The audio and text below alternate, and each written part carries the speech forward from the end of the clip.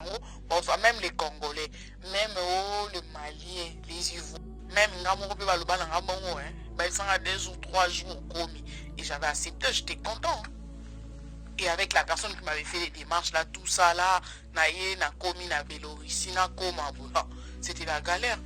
J'ai trouvé les gens qui étaient là-bas, tu peux expliquer, bon, quand on te dit un truc que je n'ai jamais fait, on peut imaginer qu'il y a un tout qui est non, et l'autre, ceux qui peinent, on peut imaginer. Donc moi, je pensais Zamba. Zamba, tu sais ce qu'on dit Zamba, jusqu'à maintenant, ça a traumatisé ma vie. Hein. Zambo, Zamba, c'est ça ce que moi je vis. Na kota te ba policier ba kangamino na Zamba ba beti mino na bana basi na bana mbali ba policier so ba kanino ba beti mino ba zongi simino li sous place au Bouti. C'était tellement chaud. Ba kanimino ba beti mino ba zongi simino place au Bouti ba ki pete bana basi to na bana mibali. J'ai des amis au ba kata ba misapi ya makolo donc ba kena hiver ma lili ya hiver boé ba kangi ba na ma lili ya hiver. Refusez tout voyage qui vous oblige à prendre un bus, à prendre un chemin périlleux, à prendre, voilà, à aller nager. Salut les amis, je suis Mr. Small Eyes, donc de retour sur YouTube après, voilà, un très long moment. Donc, j'ai eu un nouveau bébé, donc beaucoup de choses se sont passées.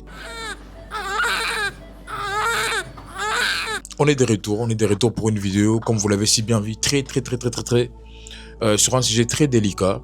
On parlera un peu, voilà, de l'immigration, de cette vague d'immigration qui est en train de tuer un peu à petit feu le jeune, l'Europe à tout prix, même au péril de sa vie. Donc les amis, pour les gens qui me suivent sur TikTok, ils savent que j'ai commencé à aborder un sujet très délicat et très important aussi pour la communauté, l'immigration clandestine de beaucoup de Congolais. J'ai commencé d'abord par la Biélorussie parce que j'ai reçu beaucoup de témoignages de jeunes Congolais qui ont immigré là-bas et qui ont vécu des brimades corporelles, de traumatisme mental incroyable. Refusez tout voyage qui vous oblige à prendre un bus, à prendre un chemin périlleux, à prendre, voilà, à aller nager ou à prendre, je sais pas moi, les sentiers battus ou encore la brousse pour arriver au lieu idéal. Évitez, c'est la clandestinité. Évitez tout voyage qui vous oblige de prendre un chemin périlleux comme des bateaux de fortune, qu'on appelle communément dinghy. Évitez. Et ça, c'est valable pour les Africains. Parce que dans ces chemins périlleux, il y a beaucoup de Maliens, il y a beaucoup de Camerounais, il y a beaucoup de Congolais, pour ne citer que cela, il y a beaucoup de Nigériens. Et souvent, les gens perdent la vie. Et souvent, il y a des parents qui attendent 3 ans, n'ayant aucune information sur l'existence de leur enfant. Et ces familles sont incapables de faire le deuil parce qu'ils ne savent pas si l'enfant est mort ou pas. Et pour éviter cela, les amis, privilégions la légalité. Privilégions la légalité. L'Europe, c'est pas les paradis. L'Europe, c'est pas les paradis. Après, je comprends, il y a une insuffisance dans plusieurs domaines dans nos pays africains, mais c'est pas pour autant qu'on doit immigrer dans un pays, sur une terre étrangère dont on connaît même pas l'historique. Et ça c'est chaud. Les conséquences sont nombreuses. Hein. Il y a les traumatismes à vie. Il y a les jeunes qui perdent la vie. Ah oui, beaucoup perdent la vie. Hein. Beaucoup, c'est des allées sans retour. C'est maintenant les parents qui enterrent les enfants. Et ça fait très mal. Ça fait très mal.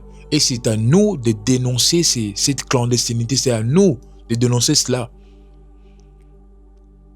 C'est à nous ensemble de partager cet appel à l'aide. C'est à nous de le faire, les amis.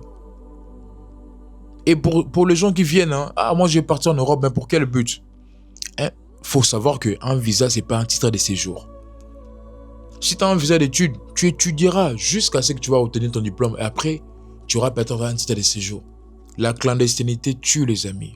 C'est soit pour étudier dans des conditions très difficiles, et après les études, vous serez obligé de retourner. Parce que pour quitter ces pays qui ne sont pas membres de l'espace Schengen, souvent, il n'y a pas d'adouci. Hein. Souvent, les chemins, ce sont des chemins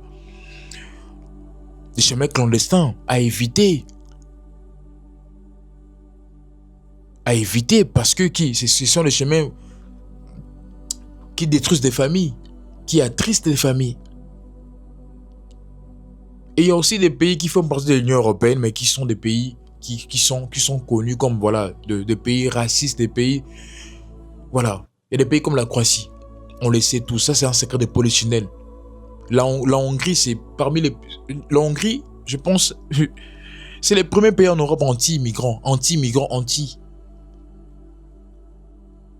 Ce sont des pays qui ont jeté les migrants dans l'eau. Mais ce sont des pays qui font partie de l'Union européenne, de l'espace Schengen, des pays à éviter. Ce sont des pays à éviter, les amis. Congolais, Maliens, Camerounais, Africains. La plupart des cas, ce sont des gens, je prends un peu les cas de Chypre et Biélorussie. Souvent, ce sont des parents qui envoient leurs enfants pour aller étudier là-bas. Les enfants, ils se sont rendus compte de la situation du pays. Ils se sont décidés d'arrêter les études. Et pour y vivre, puisqu'ils ont arrêté les études, ils n'ont plus de ressources financières. Ils mentent à leurs amis. Venez ici. En 2 jours, vous allez être... Venez en Biélorussie. Venez en Chypre. Quand vous allez arriver 2 jours après, vous allez prendre un bus qui va vous ramener en Belgique ou en France. Sachant que la Biélorussie ne fait pas partie de l'Union européenne, de l'espace Schengen. Tout comme la Russie, quel exemple encore que je peux donner? Tout comme la Turquie. Et tout comme le Chypre, il y a des Chypres, même les deux, Chypre du Nord, Chypre, ce sont des pays en tout cas très difficiles. Je ne sais pas quel pays fait partie de l'espace Schengen, mais là-bas, ce sont des pays déjà, il y a un contrôle sévère, des contrôles aux faciès. Il y a des inégalités, il y a des injustices. N'y allez pas, les amis. N'y allez pas. N'y allez pas.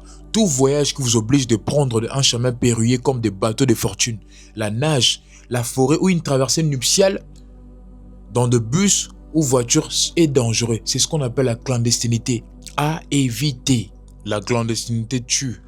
Et tous ces gens-là qui veulent immigrer en Europe, en tout cas, pour des raisons diverses, il faut savoir qu'un visa d'études reste un visa d'études.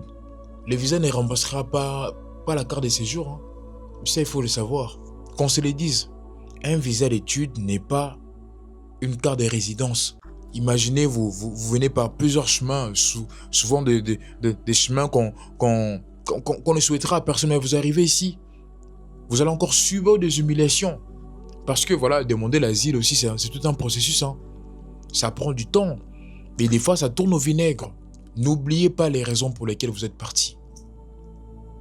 N'oubliez pas les raisons pour lesquelles vous quittez vos pays. L'Europe, ce n'est plus l'Eldorado d'Adam là. L'Europe n'est pas un paradis, les amis. Réfléchissez à maintes reprises avant d'immigrer vers une terre inconnue, dont vous ne connaissez pas les tenants et les aboutissants, dont vous ne connaissez souvent peut-être pas l'histoire. Il y a des pays que je déconseillerais en tout cas à voyager. Tous les pays de l'ex-Union soviétique, à éviter l'Europe de l'Est et les pays des Balkans. Même pour les études, les amis, il faut s'accrocher. Ce n'est pas facile. Merci beaucoup d'avoir suivi cette vidéo. Donc ça me tenait à cœur parce que j'ai reçu des témoignages, je vous les mettrai dans la vidéo. Des témoignages en tout cas qui font froid au dos. Des jeunes gens, des jeunes gens qui ont perdu, voilà, qui ont perdu des jambes, qui ont perdu des orteils, des leurs pieds, parce qu'ils ont essayé de traverser clandestinement dans des pays de l'Europe de l'Est. Là-bas, il fait très froid. Il y a des jeunes gens qui ont perdu la vie.